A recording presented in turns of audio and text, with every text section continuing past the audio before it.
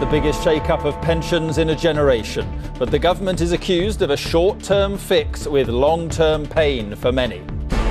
Also tonight, HMV, the latest high street name to call in the administrators. Disgraced cyclist Lance Armstrong says sorry to his charity. And Britain slides into winter. The big freeze that could last a fortnight brings snow and ice to much of Britain.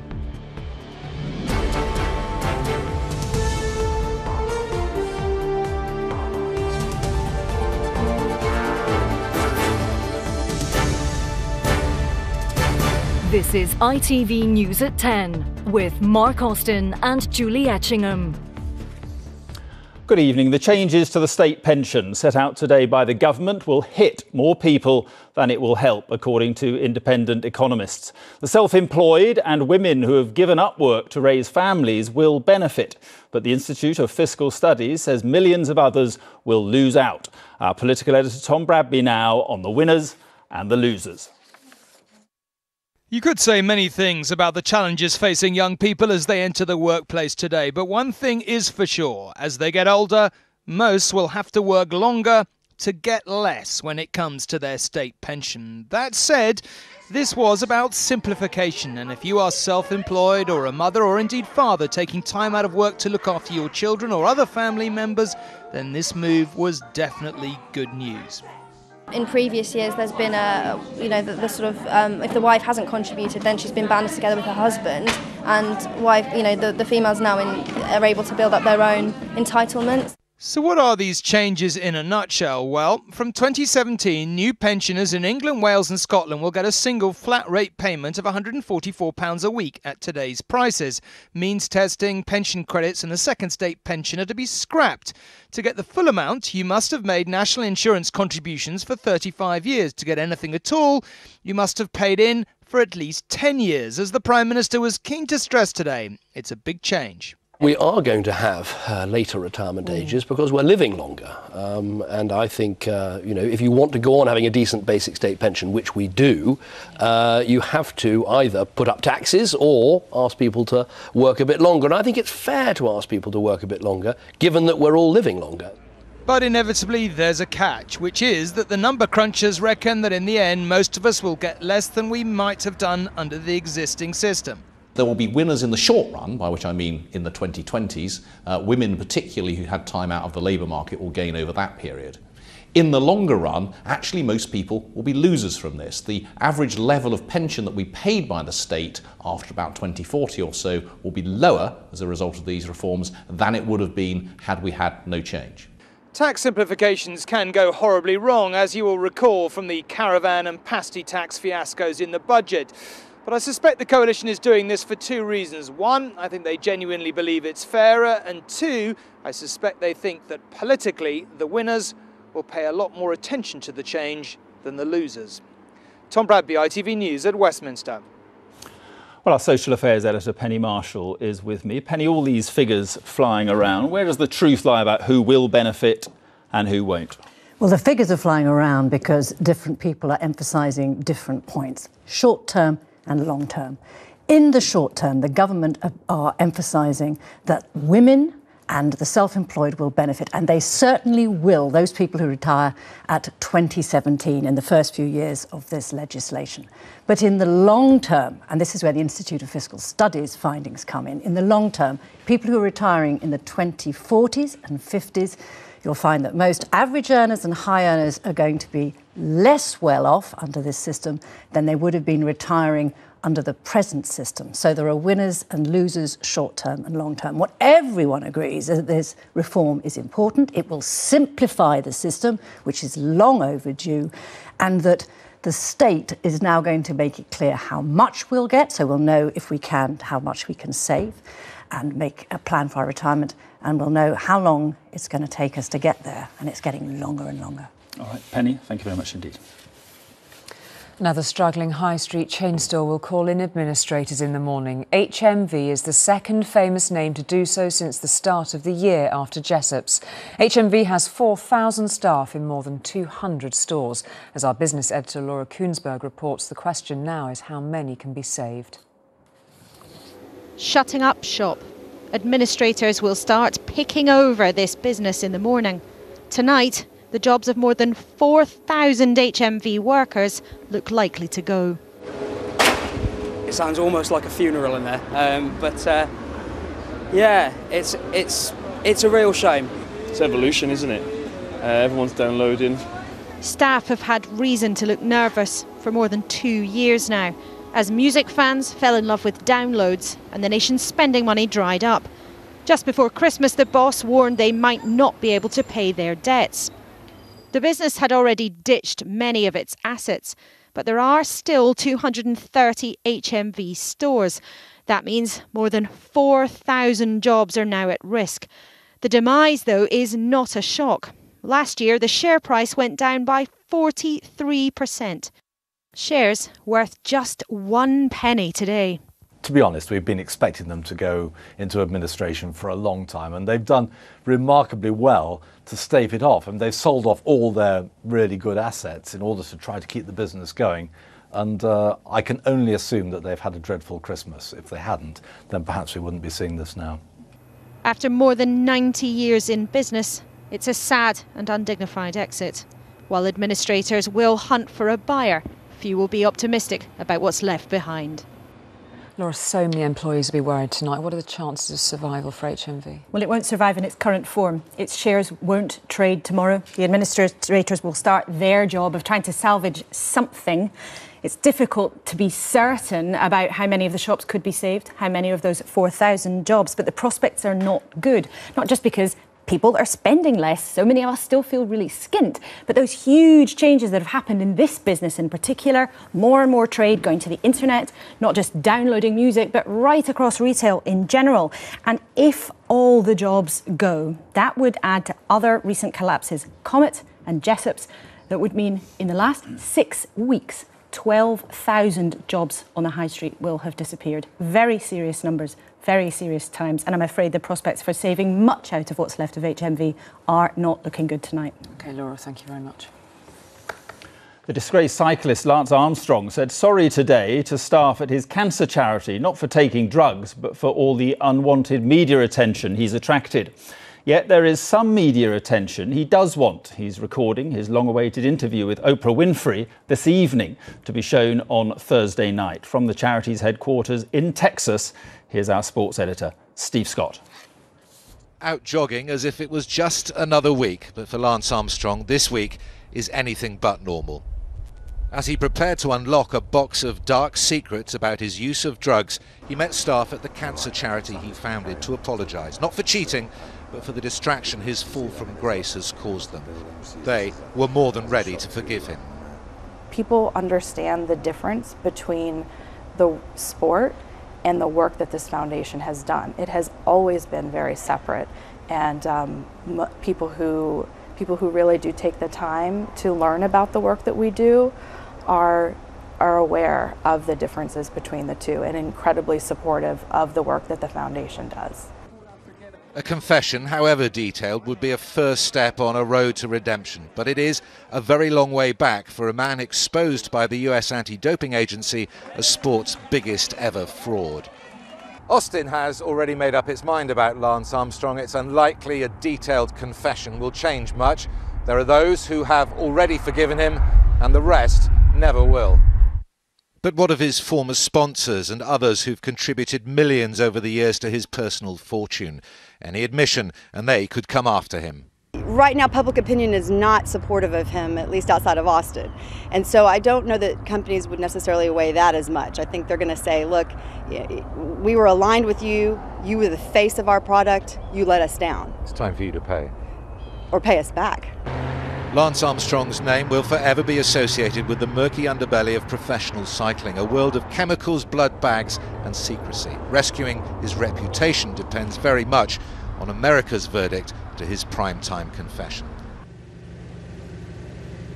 Well, the interview is going on right now. It's being recorded, and of course we don't know what he's going to say in it, but if we assume he is going to make some sort of confession, then two things can happen. First of all, financially, his sponsors or former sponsors, race organisers, people who put up prize money, will decide what they're going to do, whether they're going to chase him through the courts, whether they'll do a private deal to settle privately, or whether they'll just leave it alone. But also Armstrong has let it be known that he wants to compete again, not as a cyclist, but a triathlete, and of course he can't do that at the moment because he's serving a lifetime ban. Now, a television interview isn't going to change that. A television confession isn't going to change that. But if it's a precursor to sitting down with the World Anti-Doping Authorities to tell them everything he knows, and I mean everything by that, then that could be commuted to 8 years. But we're a long way from there at the moment. All right, Steve, thank you very much indeed.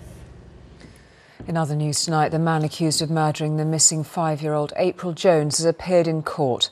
Mark Bridges' own lawyer says he was probably responsible for April's death. Her parents were in court in Mold when Bridget denied abducting April and murdering her.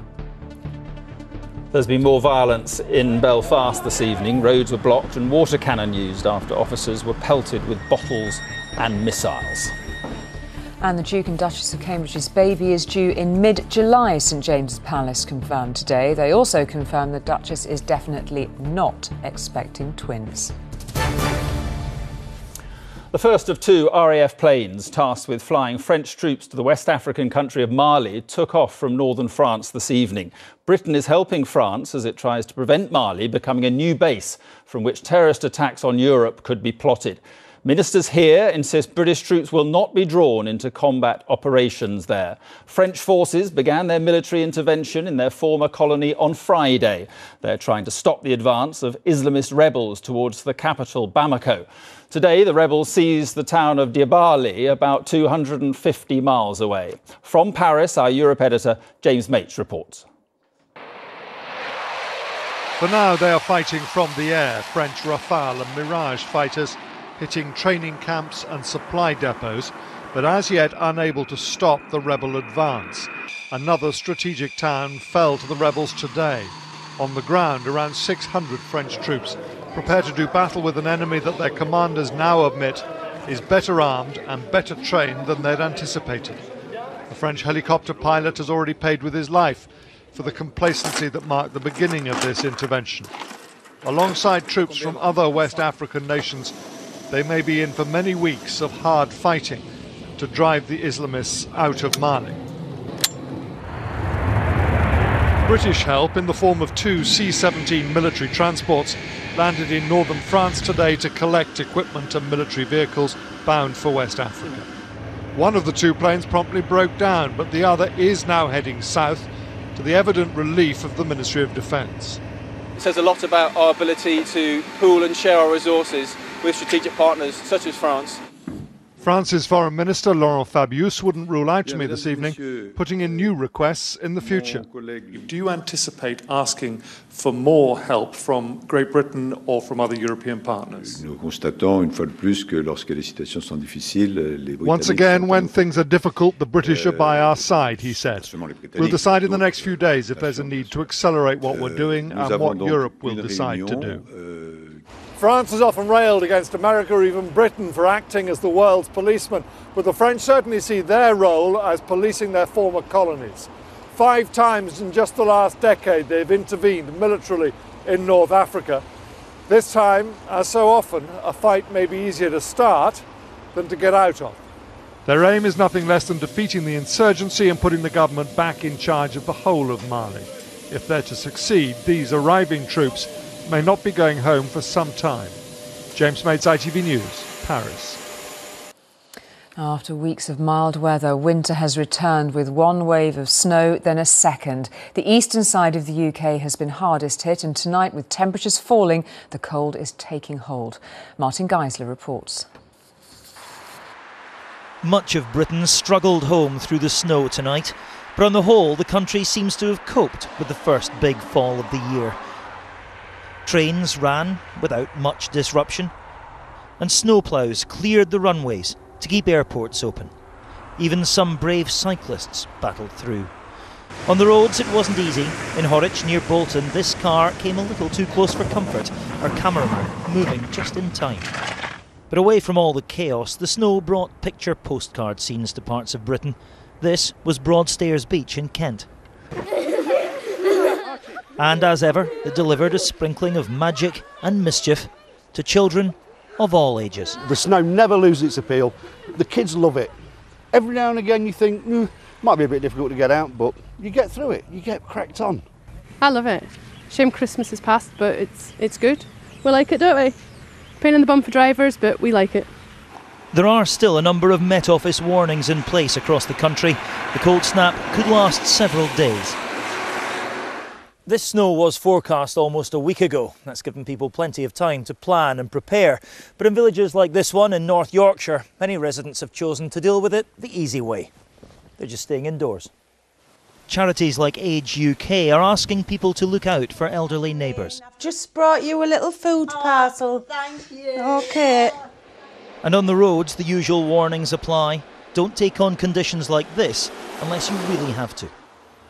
And that advice could hold for some time. The snow may have eased off this evening, but temperatures are falling fast. Britain won't escape this blast of winter for a while. Martin Geisler, ITV News, North Yorkshire. Still to come tonight, tomorrow's front pages plus. Still find myself reaching for Dylan's hand to walk through a car parking lot, or expecting him to crawl into bed beside me for early morning cuddles before we get ready for school. The mother of the British boy murdered in the Sandy Hook school shooting begs America to change its gun laws. Jobs for the boys, a special investigation into claims of cronyism amongst police commissioners. And the largest human gathering on earth. Millions of pilgrims flock to the Kumbh Mela in India. Latest reports from inside Syria suggest the fighting there is as bitter as ever, but that isn't the view from inside President Assad's regime. The Syrian Deputy Foreign Minister has told ITV News the army is starting to win the war. Our international editor, Bill Neely, spoke to him in Damascus. 60,000 dead so far and dozens more today. On the edge of Damascus, the aftermath of an attack by a warplane. Amid the screams, 20 dead, according to locals, including 6 children, one of them buried in the rubble of his home. Syria's Air Force and Army have been targeting suburbs all day, attacking rebels, they say. The explosions resounded as I met Syria's main diplomat, a man who says he's in daily contact with Russia and who is confident. Are you winning this war? We have started to win the war, and we shall win the war. I am very optimistic. You are saying you have not lost control of the north and of the east? Absolutely not, because we can go there anytime. And the army can take back that territory anytime they want. You just need time. Absolutely. Is President Assad as confident as you are? You know him. What is his mood? In fact, I take my confidence from his confidence. So his mood is always positive. It is always optimism. If things are going as well as you say, why do you use warplanes against targets in cities? Because we want to preserve the lives of our soldiers. Can I deny death of many Syrians? Absolutely not. But each killing of a Syrian is a tragedy by itself. We're hearing explosions just outside the building now. Who's responsible for that? That's government shelling. This is a shelling. This is a military aspect. I am assuring you they are not shelling cities. They are not directing themselves against innocent civilians. He labelled the government of Turkey a terrorist government for supporting rebels. The danger is growing. Is the danger to the Middle East, to the region, greater now than it was a year ago? Absolutely. The danger in Syria's biggest city, Aleppo, is clear. Civilians dying on the street today. The city divided, like the country, like the capital. Amid the airstrikes and the shelling that resound here, day and night. Bill Neely, ITV News, Damascus. With a moving description of life without her 6-year-old son, the mother of the British boy killed in the Connecticut shooting has spoken in public about losing him. Dylan Hockley was one of 20 children who were killed. Today, his mother joined other parents in calling for tougher gun laws. From the United States, Robert Moore reports. Dylan Hockley was the 6-year-old British boy who died in the Sandy Hook school massacre. Today, a month after that tragedy, his mother spoke in public for the first time. And alongside other grieving parents, she demanded change. I still find myself reaching for Dylan's hand to walk through a parking lot, or expecting him to crawl into bed beside me for early morning cuddles before we get ready for school. It's so hard to believe he's gone. Things must change. This is the time. This is a promise we make to our precious children, because each child, every human life, is filled with promise. And though we continue to be filled with unbearable pain, we choose love, belief, and hope instead of anger. But the reality across America is that gun sales have sharply increased. Have some fun. Semi-automatic weapons and high-capacity ammunition clips are in high demand. So sales are soaring. Best December we've ever had. We visited a store in Texas which has virtually sold all of its stock since the Newtown shooting, with gun owners fearing a government ban. We have bumper stickers that say, you can, take my gun over my dead body. What we often say is that Obama's the best gun salesman there is out there. The President of the United States. But the President, holding his final press conference of his first term, today promised to push for action, including a possible ban on assault weapons. If there is a step we can take that will save even one child from what happened in Newtown, we should take that step. And at his side now, the President has the most powerful advocates of all, the parents of Newtown, who promised to make gun reform their cause. We are choosing love. In this way, we are honoring Anna's life and the legacy of love and faith. Love wins. Love wins in Newtown. And may love win in America. But even after that emotional appeal from the Sandy Hook families, the politics of gun control here remain extremely difficult. This Congress is most unlikely to pass meaningful reform. And even the national conversation on guns has become deeply divisive. Robert Moore, ITV News, Washington. Now, they've only been in their job for 2 months, elected to oversee police forces in England and Wales. But ITV News has discovered that around a quarter of the new police and crime commissioners are under fire for giving well-paid jobs to friends and allies. Our correspondent Raghi Omar has been investigating. It's an issue which affects all of us, rich or poor, rural or urban. Crime is a daily reality and a political priority. Newly elected police and crime commissioners represent one of the most radical changes in policing in this country for half a century. Yet a number of them are already facing controversy. Out of the 41 police and crime commissioners, 26 have appointed new staff. ITV has learned that of those 26, 10 have been publicly accused of cronyism. Although not accused of anything, another 4 have appointed party colleagues and campaign managers as deputies, and 9 have given jobs to members of the former police authorities who make up the panels which approve the appointments. He beat John Prescott to become police commissioner for Humberside, but Matthew Grove is accused of appointing a friend and ally to a top job that was not advertised and which he's doing part-time. He is standing firm. Oh, absolutely. I don't think the public out there would expect me to change my mind to do what is necessarily popular in the short term, but in the long term proves to be the wrong decision. In Northamptonshire, 4 unelected assistant commissioners, 2 of them political allies of the commissioner, have been appointed. Their combined salary is equivalent to 11 constables on our streets. The point is, there was no scrutiny of those appointments. Well, I've got a lot of scrutiny. I'm sat here with you. I've got a police and crime panel. But I can't do anything to say you can't appoint this person who was your political ally. But you can represent and challenge public opinion, and I think that's very valuable, very important. Just because someone is a political ally doesn't necessarily mean they're not good at their job, they're not qualified for their job. I need allies. But senior officers say the new commissioners will have to watch how much they spend.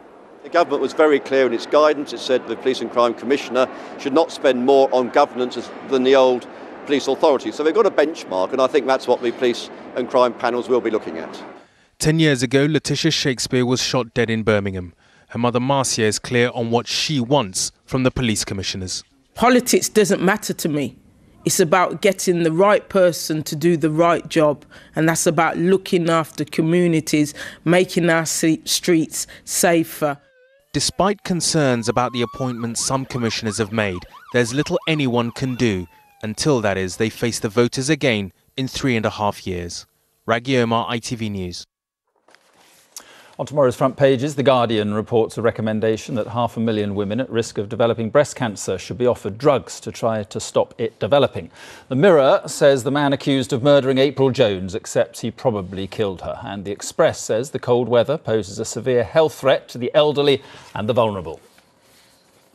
And finally, the largest gathering of people anywhere in the world officially began today with the start of the Hindu festival of Kumbh Mela. More than 100 million Hindu pilgrims are expected to converge where 2 Indian rivers converge to cleanse themselves in the waters of the Ganges. From there, our correspondent Geraint Vincent reports. The legend says that demons and demigods once did battle over a cup filled with the nectar of eternal life. During the fight, the nectar was spilt, and this morning in Allahabad, the holy men walked across the land where one of the drops is said to have fallen, down to the sacred river, triumphant in their holy place. Meanwhile, on the riverbank, the faithful wait their turn for a chance to bathe in the water that will wash away their sins and clean their souls. God is coming today. God is coming today. The pilgrims come from every corner of this vast country. Brothers and sisters, husbands and wives, rich and poor, young and old. It's an amazing feeling to be here right now. The water is freezing, but still, it feels that all the negative energy is going away from us. According to Hindu scripture, 3 rivers meet here, the Ganges, the Yamuna, and a third mythical one called the Saraswati. So if you bathe in this place when the stars are in the right alignment, as they are right now, then the spiritual benefits are said to multiply.